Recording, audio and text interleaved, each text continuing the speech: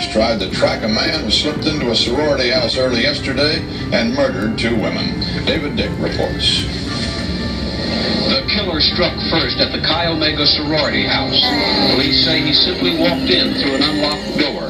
They say he was armed with a heavy oak log. He clubbed and then strangled to death 20-year-old Lisa Levy and 21-year-old Margaret Bowman. At least one of them was raped. Then he brutally beat 3 more sleeping co-eds, Karen Chandler and Kathy Kleiner. Cheryl Ann Thomas was severely beaten in her apartment 6 blocks away. Their conditions today, fair to serious. The killer came in from the night and then returned to it with an ease that has so far baffled police and left most co-eds here terrified. Blood-stained bed sheets and numerous bags of other evidence were prepared at the Tallahassee Police Department for transfer to the crime lab. Sergeant Howard Winkler was one of the first on the scene.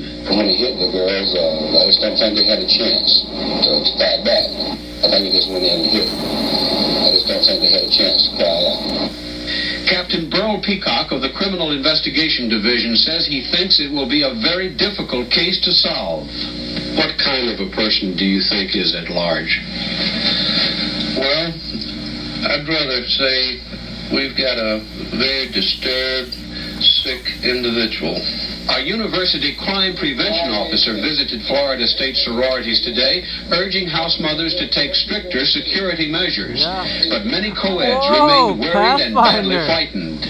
I think everybody's scared all the time, even just walking to classes. And today we've been keeping our doors locked during the day, too, which we don't usually do. The front door of the Chi Omega house was not only locked today, a policeman stood guard on the other side. The house mother stepped out a few moments but would not talk in front of a camera. She said, "They were just lovely girls. It has been a harrowing experience."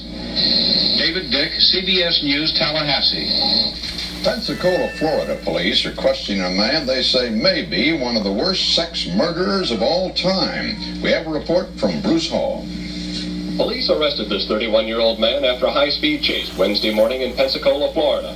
He claimed to be a Florida State University law student, but now he has been positively identified as prison escapee Theodore Bundy, a suspect in the rape-murder cases of at least 36 young women in California, Washington, Oregon, Utah, Colorado, and Michigan. He is also on the FBI's 10 most wanted list. Among the first to arrive to question Bundy were these detectives from Tallahassee, Florida, where 2 co-eds were murdered and 3 others savagely beaten last month. Tallahassee officials would not talk to the press, but they did talk to the state attorney in Pensacola. I do know, though, that they told me that he was a definite suspect in their investigation. It has been learned that Bundy has been living in this Tallahassee apartment since a few days after he escaped from a Colorado prison on New Year's Eve. The apartment is less than a mile from the Chi Omega sorority house at Florida State, where the highly publicized attacks took place in mid-January. When Bundy was arrested, police said he had in his possession 21 stolen credit cards, all from co-eds at the university. This afternoon, Bundy was taken to court, where he was ordered held without bond. He will remain in Pensacola under tight security until authorities can determine if he will be charged with the Florida State University murders and what state has the strongest case against him. Bruce Hall, CBS News, Mobile. There was an indictment last night in the aftermath of a brutal crime in Tallahassee, Florida. And what was unusual about the indictment was how it was delivered. John Hollenhorst of KSL-TV reports.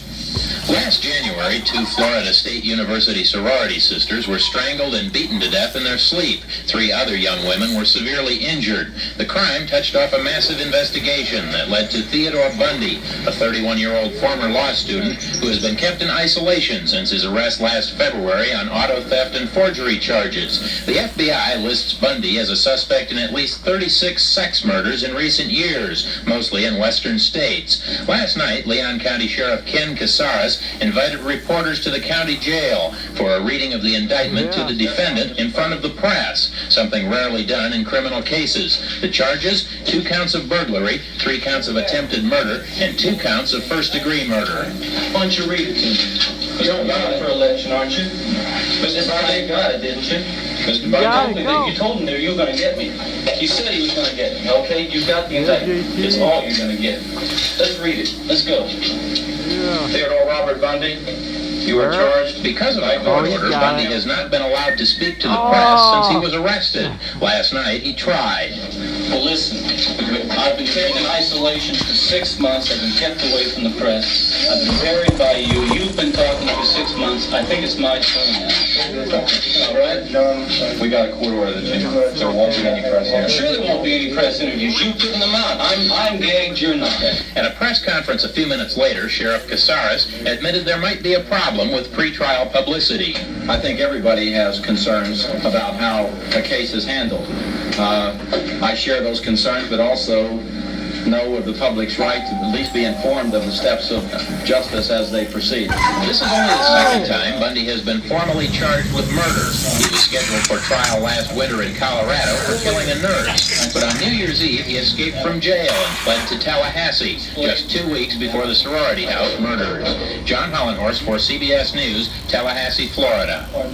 In Burlington, Vermont, a federal grand jury has indicted FBI agents, and Florida police are questioning a man by the name of Theodore Robert Bundy about the killing of 2 Florida State University co-eds in January and attacks on 3 other co-eds. Bundy had escaped New Year's Eve from a Colorado jail where he was a suspect in 36 rapes and murders, mostly in the West, over a 7-year period.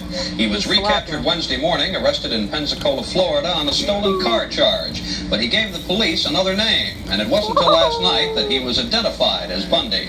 All the police are saying for now is that Bundy is cooperating and talking with investigators. The car he was driving had been reported stolen in Tallahassee, the scene of the Florida State campus problem. Leslie?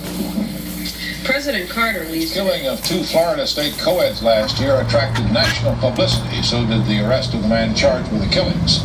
Today, over the strong objections of the defense, the court heard testimony the jury may never hear. Robin Lloyd of WTVJ Miami reports. With the jury out of the courtroom, the state's star witness, Nita Neary, a former Florida State co-ed, said she caught a brief glimpse of a man wearing a ski cap running out the door of the Chi Omega sorority.